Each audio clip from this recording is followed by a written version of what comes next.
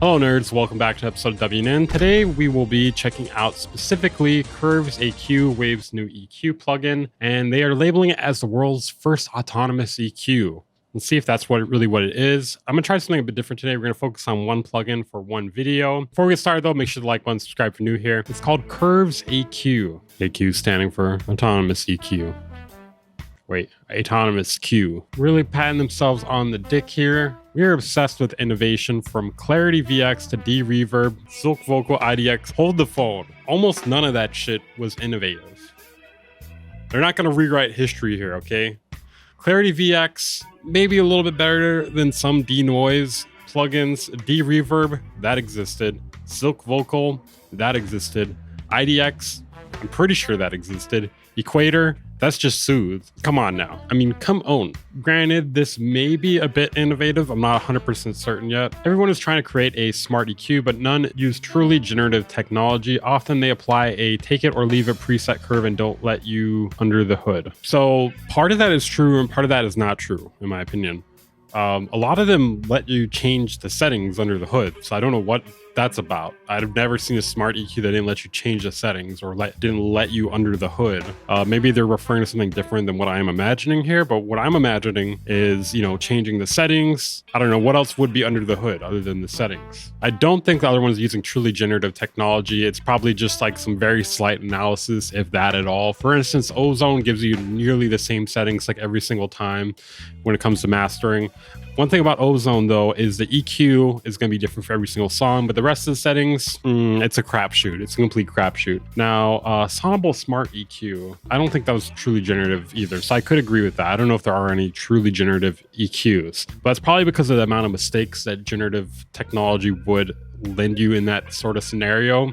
But maybe we've gotten to a point with generative technology where it could actually be more usable than terrible. So AQ will learn your audio, and then it'll assign what sound it should have, and it creates 5 unique EQ profiles that you can choose from. They are not presets, but original spectral curves based on the natural qualities of your audio, be it vocals, instruments, or full mixes. So one thing that is cool about this, gives you 5 different EQ profiles, and I don't really think other smart EQs are using presets, but maybe they are adjusting things to be towards a preset. For instance, I'm going to use the EQ in Ozone as an example here. It analyzes your audio, and then it tries to determine the genre. And then from there, it tries to adjust it to an averaged version of signals in that genre. So it seems like you get a different EQ each time, but it's just going based off of what your audio is, what the perceived genre is, and it tries to push it in that direction. And it generates original EQ curves, creates 5 unique EQ profiles, 5 reimagined EQ controls. I genuinely feel like it's saying the same thing over and over here. The more they are saying this and the fact that I've actually used it, I'm starting to not think they're actually unique EQ profiles. I want to say maybe it's unique in the technical sense. I still think it may be doing what these other plugins are doing, but maybe with more technicality. My theory here, now I could be wrong with this,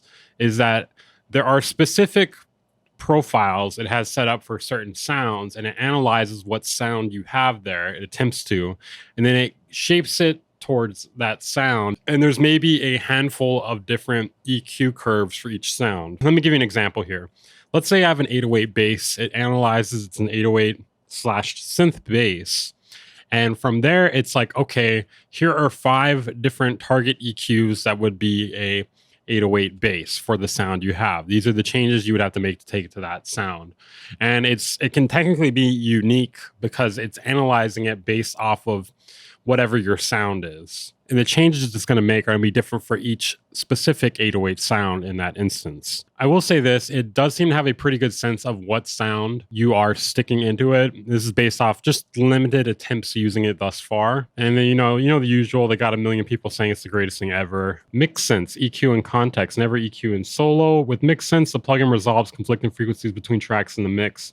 Feed any tracks through sidechain, and EQ will adjust its processing to make room for them in the mix. From what it sounds like here, you can sidechain in, let's say, your drums or something, and it'll adjust EQ to unmask the conflicting frequencies. So you're going to have to be using a lot of instances of this in order to make this work properly, but that is pretty cool. And there's also a live version, which is 0 latency, and it's the same plugin. So it is $49. There's a demo. Normal price is $129. Let's be honest here. It's probably never going to be $129. If you're paying $129 for this, come on, you're a sucker. Their shit's always on sale. That's what I'm trying to say right now. I'm going to do a quick demo of it in my DAW. Just a few sounds. Let me know your guys' thoughts on it. Okay, really quickly, I want to see what this plugin is actually like. Since I'm going to do a news story just focused on this single plugin, I might as well try it since it has a demo. So this is what the beat sounds like. This is just like a quick beat. Yeah.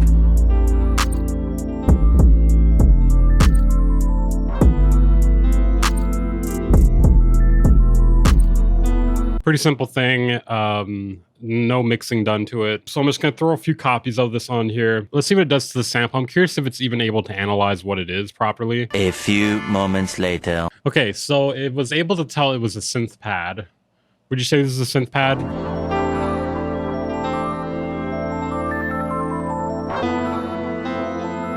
I mean, I would say it's like synthesizers and piano, so it was able to do that. So before...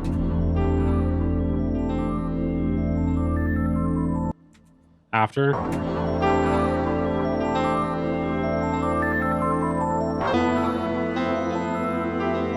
Okay, so this is actually the target curve here. It's cutting the lows and the low mids. It's boosting the mid frequencies and the high frequencies a bit. There's a little bit of a dip here. Not a bad EQ curve, I would say. Definitely takes it out of that lo-fi sound, which I wasn't in particular going for. You know, if I were to try to move it back more in that direction, I'd probably cut some of the highs a bit. But yeah, it's actually not bad so far. But this is not intended to be a review. It's not intended to be a review. This is kind of more of a first look. This is like a news video with like a first look tied into it. Next, let's shape it on the 808. Let's see what it does. So before and after, before. After. Not a whole big change there, but I don't really think the 808 needed much to begin with. I did analyze it was a synth sub, and it seems to have a variety of options here, which is good, because generally these smart EQs do not have a lot to them. From what I remember, smart EQ had nowhere this amount of customization. I think I may include a affiliate link to this, at least if they have one through Plugin Boutique. If you're interested in buying this because of this, demo first. Always get the demo first. The demo, it works fully functional, except it mutes audio randomly. Another thing worth mentioning as a buyer's beware with this plugin is the Waves update plan. I have mentioned the problems with it before in a bunch of videos. If you're interested in that, I will link to the main one in the description. Long story short is that you are only covered for 1 year of updates on any plugin you purchase from Waves, and only 1 license per computer that is without the update plan. The updates are mostly only necessary though if you use a Mac computer and update your OS. Now, as you can see, it has a variety of different options here. How we want to shape the 808s. That's kind of cool. That's actually kind of nice because let's say I'm mixing a song and I want a different variety of options. I could get them all pretty quickly. And sometimes there might be options I didn't even think of. Like, I don't know, maybe I want my 808 more like this as opposed to like this. Not bad actually. I gotta say it's probably one of the better smart EQs I've tried. Okay guys, that is it for this video. Make sure to hit the like button, subscribe if you're new here, just stay up to date with the news. And I'm gonna do some more plugins following this video. Maybe we can get them up daily. We'll see. I'll see you guys next time.